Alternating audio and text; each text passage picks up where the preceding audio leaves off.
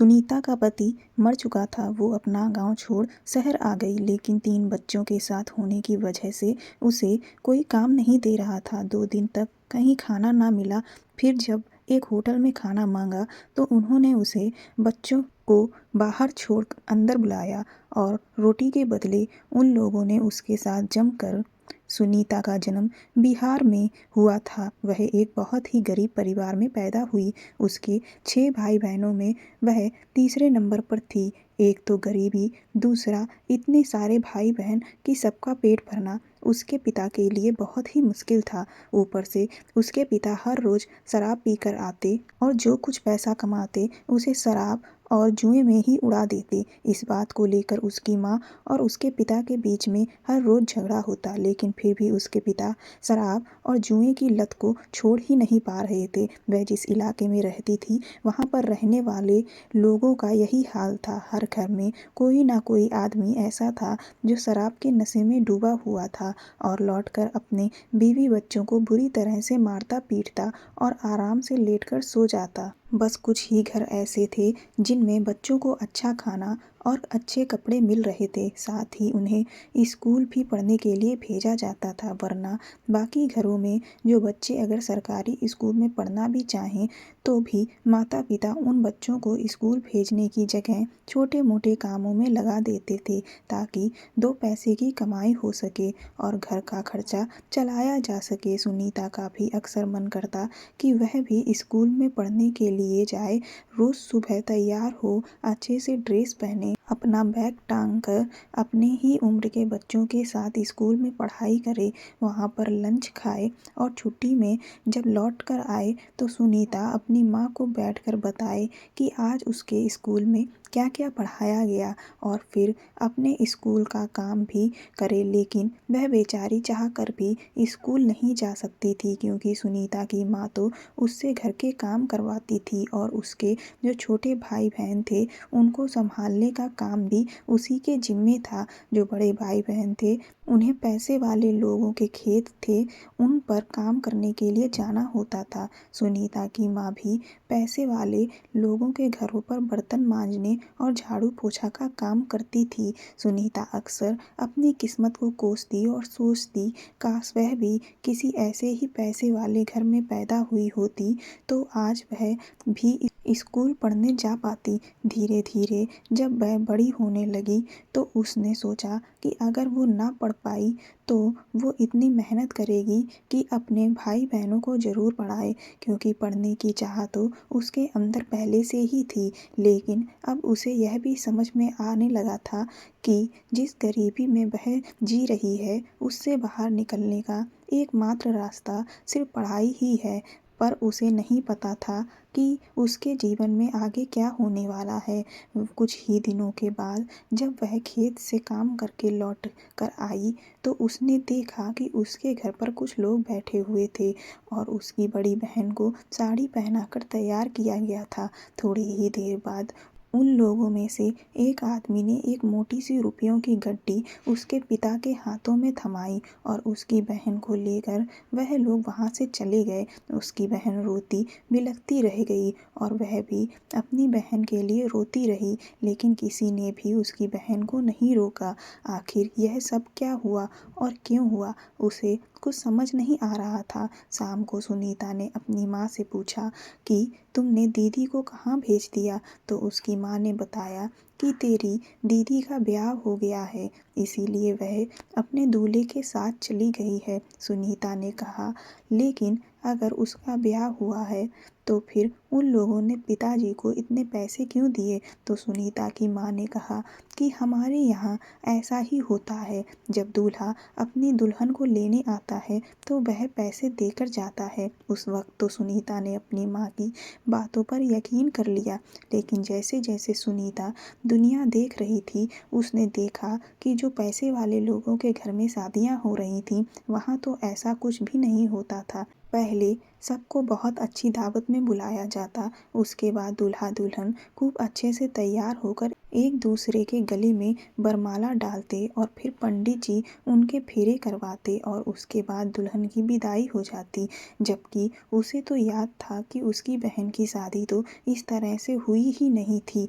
जब उसने अपना यह सवाल अपनी सहेलियों से किया तो उन्होंने उसे बताया कि हमारे यहाँ पर जो होता है उसे ब्याह नहीं कहते, बल्कि हम लोगों को पैसे वाले आदमियों के हाथों बेच दिया जाता है। यह सुनकर तो सुनीता हैरान रह गई थी। उसने कहा कि आखिर हमारे इधर ऐसा क्यों होता है? तो उन्होंने कहा कि हम लोग बहुत गरीब हैं, इस वजह से हमारे माँ बाप हमें बेचकर बहुत मोटी रकम कमाते हैं और जो दूसरे क्षेत्र के लोग हैं जिनकी शादियाँ नहीं हो रही होती हैं, वह लोग अपने पैसे के दम पर हमें अपने साथ खरीद कर ले जाते हैं। यह सुनकर तो सुनीता दंग ही रह गई थी। उसने जब यही बात अपनी माँ को बताई तो उसकी माँ ने कहा कि हाँ, यह सच है। सुनीता ने अपनी माँ से कहा, तुम मेरे साथ ऐसा मत करना, मुझे ऐसे किसी के साथ नहीं जाना है। उसकी माँ ने कहा कि हमारे इधर ऐसा ही होता है, इसीलिए तू इन सब चीज़ों में ज़्यादा दिमाग ना लगा। तेरे पिता जो फैसला लेंगे वही तुझे चुपचाप मानना पड़ेगा। वह तो एक तरफ यह सोची बैठी थी कि वह अपने भाई बहनों की जिम्मेदारी उठाएगी, उन्हें अच्छे से पढ़ाएगी लिखाएगी, लेकिन अब जो सच उसके सामने आया था उससे तो उसे अपनी ज़िंदगी ही मुसीबत में नज़र आ रही थी। कुछ ही दिनों बाद सुनीता के साथ भी वही हुआ जिसका उसे डर था। उसके पिता ने उसे भी एक बुढ़े आदमी के हाथों बेच दिया। उसने इस बात का बहुत विरोध किया, बहुत इनकार किया। उसने अपने पिता के आगे हाथ पैर जोड़े, खूब रोई, लेकिन उसके पिता को सुनीता के बदले बहुत मोटी रकम मिल रही थी, इसीलिए उन्होंने ज़बरदस्ती उसे उस बूढ़े आदमी के साथ भेज दिया। सुनीता को वह आदमी ट्रेन से बिठाकर किसी दूसरी जगह ले गया और उसके बाद वह दोनों तांगे से उस आदमी के गांव पहुंचे। कुछ दिन तो सुनीता ने रोते हुए ही गुजारे, लेकिन फिर धीरे धीरे उसने इस सब को अपनी किस्मत समझकर मान लिया। वह बूढ़ा आदमी हर रोज़ सुनीता के साथ अपनी इच्छा पूर्ति करता। सुनीता को इस सब से बहुत तकलीफ़ होती, लेकिन उस बूढ़े आदमी को उसकी किसी भी तकलीफ़ से कोई भी मतलब नहीं होता। वहाँ के लोगों के बोलचाल का तरीका बहुत अलग था और सुनीता के बोलने का तरीका बहुत अलग था, जिसकी वजह से सुनीता किसी से भी बात नहीं करती थी, क्योंकि जब भी उसने किसी से बातचीत करने की कोशिश की तो वह लोग उसका मजाक उड़ाने लगते थे। सुनीता का पति भी आए दिन शराब पीकर आता था और उसे भी जुआ खेलने की बहुत बुरी लत थी। उसने कई बार अपने पति को समझाने की कोशिश की, लेकिन उसके पति ने हर बार उसे मार पीट कर शांत कर दिया। धीरे धीरे इसी तरह से समय का पहिया आगे बढ़ता रहा और सुनीता के 3 बच्चे हो गए। तीनों बच्चों में बहुत ज़्यादा अंतर नहीं था, इसीलिए सुनीता को अब बहुत ज़्यादा मुश्किल होती थी, क्योंकि तीनों छोटे बच्चों का ख्याल रखना और घर का सारा काम करना, साथ ही खेतों पर जाकर भी काम करना सुनीता के लिए बहुत मुश्किल होता था। लेकिन फिर भी वह बेचारी जैसे जैसे सारी चीज़ों को अच्छे से संभालने की कोशिश करती थी। और इधर रात को उसका पति जब भी शराब पीकर आता तो उसे सिर्फ अपनी इच्छा पूर्ति करने से मतलब होता।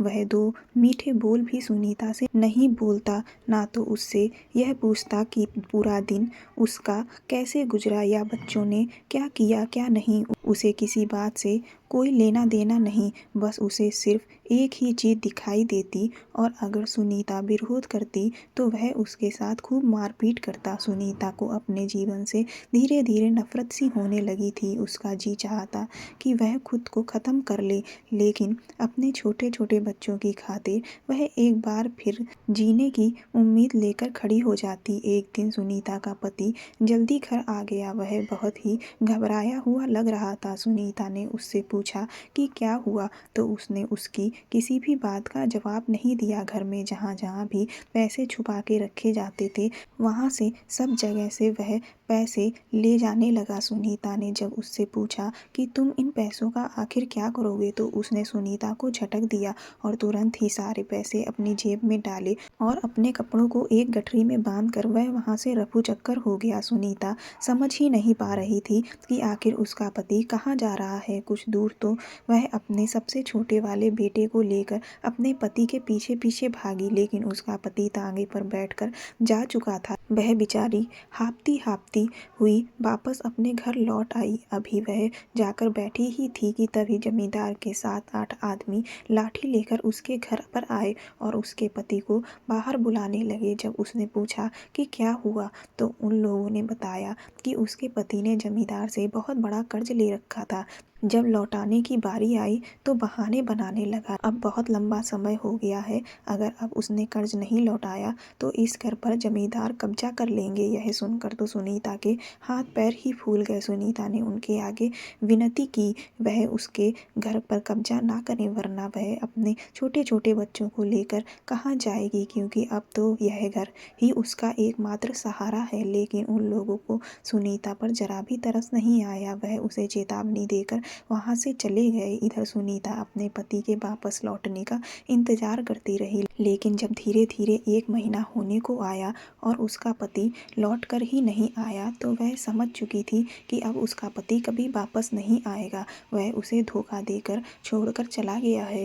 इधर जमींदार ने भी सुनीता और उसके बच्चों को घर से बाहर निकालकर उसके घर पर कब्जा कर लिया था। सुनीता ने जमींदार से कहा कि वह उसके खेतों में काम करके उसके पैसे चुका देगी, लेकिन जब सुनीता ने जमींदार के मुंह से चुकाए जाने वाली रकम सुनी तो उसके होश ही उड़ गए। इतनी बड़ी रकम को चुका पाना उसके बस में नहीं था। वह किस्मत की मारी अपने तीनों बच्चों को लेकर और उनके कपड़े गठरी में बांधकर नंगे पैर ही निकल पड़ी। उसे भी नहीं पता था कि वह कहाँ जा रही है। बच्चे भी बेचारे बहुत रो रहे थे। धीरे धीरे यहाँ वहाँ से मदद लेते लेते सुनीता शहर आ चुकी थी। उसने देखा कि अब उसे गुजर बसर करने के लिए काम ढूंढना होगा, तो उसने इधर उधर की कुछ दुकानों होटलों में काम मांगना शुरू किया। लेकिन क्योंकि उसके साथ उसके छोटे छोटे 3 बच्चे थे, इसीलिए उसे हर जगह से भगा दिया जाता था। सुनीता को समझ ही नहीं आ रहा था कि वह बेचारी आखिर अपने बच्चों को लेकर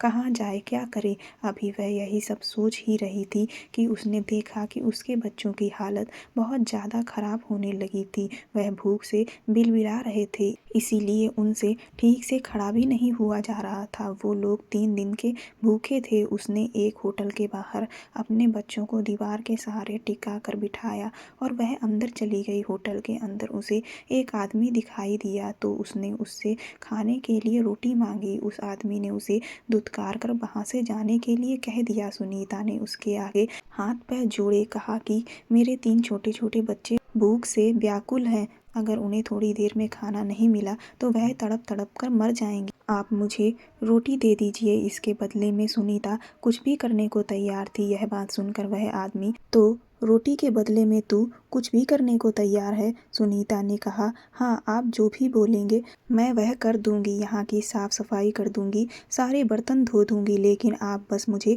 खाना दे दीजिए ताकि वो अपने बच्चों को खिला सके। उस आदमी ने सुनीता से कहा कि अच्छा चल मेरे साथ अंदर चल। वह आदमी सुनीता को एक गोदाम में लेकर गया जहाँ पर खाने पीने के सामान की बोरियां रखी हुई थी। उसने कहा कि मैं जो काम बोलूँगा वह करेगी। सुनीता उसके बोलने के अंदाज से समझ चुकी थी कि वह उससे क्या करवाना चाहता है। पहले तो उसने उससे विनती की कि वह उसके साथ इस तरह का गलत काम ना करे, लेकिन वह आदमी मानने को तैयार ही नहीं था। अपने बच्चों की भूख की खातिर सुनीता बेचारी ने अपनी इज्जत को दांव पर लगा दिया। उस आदमी ने सुनीता को वही बोरी पर लेट जाने को कहा और फिर उस आदमी ने अपना खेल शुरू कर दिया। इधर बेचारी सुनीता तड़प रही थी और उधर उसके बच्चे भी भूख से व्याकुल थे। उनकी भी सांस धीरे धीरे मध्यम पड़ने लगी थी। यह सब करते हुए उस आदमी को होटल के एक कर्मचारी ने देख लिया और उसे यह सब देखकर बहुत बुरा लग रहा था, लेकिन वह बहुत गरीब था। अगर वह सुनीता की मदद करता तो उसका मालिक उसे नौकरी से निकाल देता। उसे बहुत दर-दर की ठोकरें खाने के बाद यह नौकरी मिली थी और उसके ऊपर उसके पूरे परिवार की जिम्मेदारी थी। फिर होटल के मैनेजर ने अपने दोस्त को भी बुला लिया। दोनों ने मिलकर सुनीता की बेबसी का फ़ायदा उठाया। उनमें से किसी को भी सुनीता या उसके बच्चों पर तरस नहीं आया। वो लोग अपनी इच्छा पूर्ति करने के बाद वहाँ से चले गए। सुनीता उस बोरी पर पड़ी तड़प रही थी। उसके बाद मैनेजर ने सुनीता के लिए कुछ खाना भिजवा दिया और कुछ पैसे दे दिए। सुनीता ने अपने कपड़े ठीक किए और वह खाना लेकर वह होटल से बाहर आ गई। सुनीता अंदर से बुरी तरह से टूट चुकी थी। वह यही सोच रही थी कि यह दुनिया कितनी निर्दयी है, किसी की मजबूरी का किस तरह से फ़ायदा उठा रही है। क्या यह लोग इंसान कहलाने के लायक हैं? बाहर आकर सुनीता ने अपने बच्चों को खाना खिलाया। सुनीता के आंसू रुकने का नाम नहीं ले रहे थे। तभी वहाँ वह वेटर आया और उसने सुनीता से कहा कि तुम्हारे साथ जो कुछ भी हुआ मुझे उसका बहुत बुरा लगा। उन लोगों ने तुम्हारी मजबूरी का बहुत फ़ायदा उठाया, लेकिन उससे ज़्यादा भी बुरा मुझे यह लगा कि मैं तुम्हारी कोई मदद नहीं कर पाया। सुनीता ने कहा, जब मेरी किस्मत ही मेरी मदद नहीं कर रही है तो किसी और से क्या उम्मीद करना। उस आदमी ने कहा कि देखो, यह दुनिया बहुत ख़राब हो चुकी है। तुम जहाँ भी मदद मांगने जाओगी लोग तुम्हारे साथ पता नहीं क्या क्या करेंगे, पर मैं उस वक्त तो तुम्हारी मदद नहीं कर पाया, पर अब तुम चाहो तो तुम्हारी मदद कर सकता हूँ। सुनीता ने कहा कि आप मेरी कैसे मदद कर सकते हैं? अगर आप मेरी कुछ भी मदद कर देंगे तो मैं आपका एहसान ज़िंदगी भर नहीं भूलूंगी। उसने कहा कि मुझे इस शहर में एक एनजीओ पता है जो बेसहारा लोगों को सहयोग करता है। मैं तुम्हें वहाँ ले जा सकता हूँ। अगर वह लोग सही समझेंगे तो तुम्हें रख लेंगे। तुम्हें यूँ दर-दर की ठोकरें नहीं खानी पड़ेंगी। सुनीता उस आदमी के साथ उस एनजीओ में चली गई। उसको एक महिला चला रही थी। जब उस आदमी ने सुनीता की पूरी कहानी उन्हें बताई तो उन्होंने सुनीता को अपने एनजीओ में रख लिया और उस एनजीओ की महिलाएं सिलाई का काम करती थीं। वह काम सुनीता को करने के लिए दे दिया गया। सुनीता जो कपड़े सिलती, उन कपड़ों से जो पैसा मिलता उससे सुनीता अपना गुजारा करती। रहने की जगह एनजीओ में ही मिल गई थी और एनजीओ की तरफ से स्कूल भी भेजा जाने लगा था। सुनीता ने उस आदमी का बहुत बहुत धन्यवाद किया, उसके पैर पकड़ लिए। उस आदमी ने कहा कि इसकी ज़रूरत नहीं है। सुनीता बोली कि यह तो बहुत कम है, मैं तो उम्र भर आपकी एहसानमंद रहूँगी। आपने यह बात साबित कर दी कि अगर इस दुनिया में बुरे लोग हैं तो कहीं पर कुछ अच्छे लोग भी हैं। और ऐसे उस आदमी की जरा सी मदद कर देने से सुनीता और उसके बच्चों की ज़िंदगी ठीक ठाक हो गई। दोस्तों, गरीबी एक ऐसा अभिशाप है जो ना जाने कितनों की ज़िंदगियां लील जाती है, पर उससे भी बड़ा अभिशाप है इंसानियत का ख़त्म होना। आज हर कोई दूसरे की मजबूरी का फ़ायदा उठाने के लिए बैठा है, जबकि हम भूल जाते हैं कि इंसानियत से बड़ा कोई धर्म नहीं है। तो अगर आप इस काबिल हैं कि आप किसी की मदद कर सकते हैं तो ज़रूर करें, किसी की मजबूरी का फ़ायदा ना उठाएं। आपको अगर यह कहानी पसंद आई हो तो मेरे चैनल को सब्सक्राइब कर दें, वीडियो को लाइक कर दें, वीडियो को ज़्यादा से ज़्यादा शेयर करें। धन्यवाद।